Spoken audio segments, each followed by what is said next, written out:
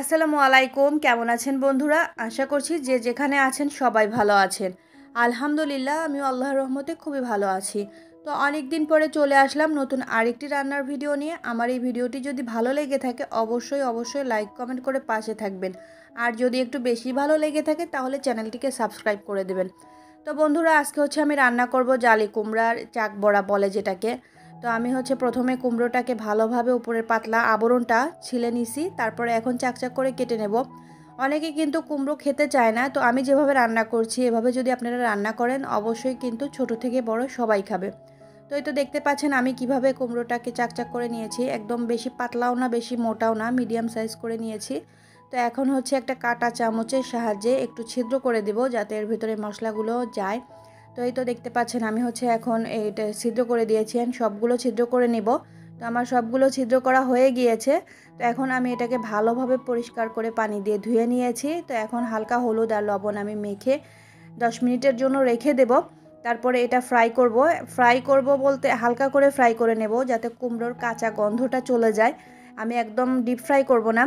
তো এই তো দেখতে পাচ্ছেন আমি এখানে একটা ফ্রাই প্যানের ভেতরে সরিষার তেল দিয়ে দিয়েছি। আর হ্যাঁ, আমি এই রান্নাটা কিন্তু পুরো রান্নাটা করব সরিষার তেল দিয়ে, কারণ এই রান্নাটায় কিন্তু একটু তেলের পরিমাণটা বেশি লাগে।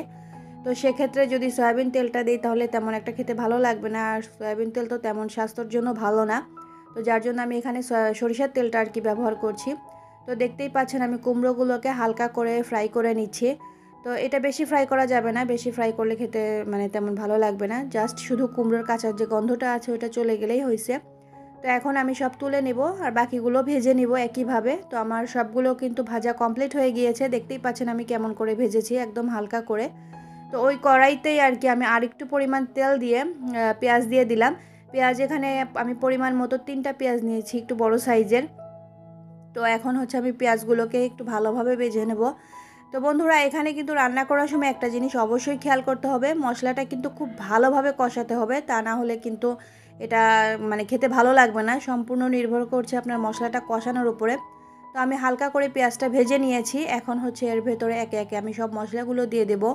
আমি এখানে আদা রসুন ব্যবহার করব না, আপনারা চাইলে এখানে আদা রসুন ব্যবহার করতে পারেন, এটা আপনাদের ইচ্ছা, অপশনাল আর কি। তো যাই হোক, আমি এখানে হলুদের গুঁড়া, মরিচের গুঁড়া, ধনিয়ার গুঁড়া, লবণ পরিমাণ মতো দিয়ে একটু ভালোভাবে কষিয়ে নিব, একটু যাতে মরিচের গন্ধটা চলে যায়, মশলার কাঁচা গন্ধটা। আমি সামান্য আবারও একটু পানি দিয়ে দিয়েছি।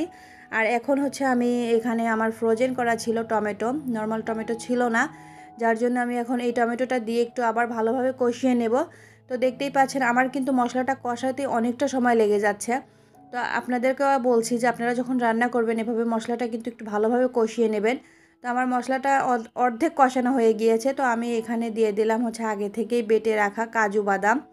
তো এখানে কাজু বাদামটা অবশ্যই কিন্তু আপনারা অ্যাড করবেন, তা না হলে কিন্তু এই খাবারটা খেতে ভালো লাগবে না। কুমড়োর যে আমি রেসিপিটা তৈরি করছি, কুমড়োর চাক বড়ার রেসিপি, এটা কিন্তু খেতে ভালো লাগবে না। তো এই তো কাজু বাদামটা দেওয়ার পরে আমি আরও ভালোভাবে কষিয়ে নেব। তো কষানো প্রায় শেষ পর্যায়ে এখন আমি একটু গরম মশলার গুঁড়ো আর হাফ চা চামচ জিরার গুঁড়ো দিয়ে আবারও একটু ভালোভাবে মশলাটাকে কষিয়ে নেব। আমি কিন্তু বারবার বলছি এখানে কিন্তু আমার মশলাটা কষানোটাই একদম খুবই গুরুত্বপূর্ণ। পারফেক্টভাবে যদি মশলাটা কষানো না হয় তাহলে রান্নাটা ভালো লাগবে না খেতে। তো আমার মশলাটা কিন্তু প্রায় কষানো হয়ে গিয়েছে, আমি এর ভেতরে আবারও দ্বিতীয়বার পানি দিয়ে দিলাম। পানি দিয়ে এখন আরও 2-3 মিনিটের মতো একটু জাল দিয়ে নিব, কষিয়ে নিব আর কি। তো এই তো দেখতে পাচ্ছেন আমি একদমই নাড়াচাড়া করছি অনবরতভাবে। তো আমার মশলাটা কষানো কিন্তু অলরেডি হয়ে গিয়েছে, এখন আমি এর ভেতরে কুমড়োগুলো দিয়ে দিব। তো বন্ধুরা, আমার এই ভিডিওটা কেমন লাগতেছে অবশ্যই কিন্তু কমেন্ট করে জানাবেন, আর আপনারা কে কে এভাবে রান্না করে খান সেটাও জানাতে কিন্তু ভুলবেন না। তো আমি মশলাটা কষানো হয়ে যাওয়ার পরে এর ভেতরে ভেজে রাখা আর কি কুমড়োটা দিয়ে দিলাম। দিয়ে আর একটু বেশ কিছুক্ষণ নাড়াচাড়া করব। আমি কিন্তু এর ভেতরে আর কোনো পানি ব্যবহার করব না, কারণ এখান থেকে অনেকটা পানি উঠবে। এই তো দেখতে পাচ্ছেন পানিটা উঠে গেছে, অনেক পানি উঠেছে। এই পানিতেই কিন্তু আমার রান্নাটা কমপ্লিট হয়ে যাবে। আর এই পর্যায়ে চুলার হিটটা আর কি একদমই লো টু মিডিয়ামে রেখেছি, কারণ একদম হাই হিটে দেওয়া যাবে না। তো আমার কিন্তু অলরেডি কুমড়োটা সিদ্ধ হয়ে গিয়েছে। তো দেখতেই পাচ্ছেন কালারটা কেমন হয়েছে। আর এখানে কিন্তু তেলের পরিমাণটা আমি যে বলেছিলাম একটু বেশি লাগবে। তো আমার কিন্তু রান্না শেষ, এখন আমি এটা সার্ভ করে নেব। তো আমার রান্নাটা কেমন হয়েছে বন্ধুরা অবশ্যই কিন্তু জানাবেন। আর খেতে কিন্তু অনেক মজার হয়েছিল, কি বলবো, আপনারা যদি ট্রাই করেন তাহলে বুঝতে পারবেন। তো আমার রান্নাটা কিন্তু অলমোস্ট কমপ্লিট। এখন আমি এটা সার্ভ করছি। দেখতেই পাচ্ছেন কালারটা কত সুন্দর হয়েছে, খেতেও আলহামদুলিল্লাহ অনেক মজার হয়েছিল। তো আপনারা আমার ভিডিওটা যদি দেখে থাকেন অসংখ্য ধন্যবাদ সবাইকে। তো আজকে এ পর্যন্তই, ভালো থাকবেন সবাই, আল্লাহ হাফেজ।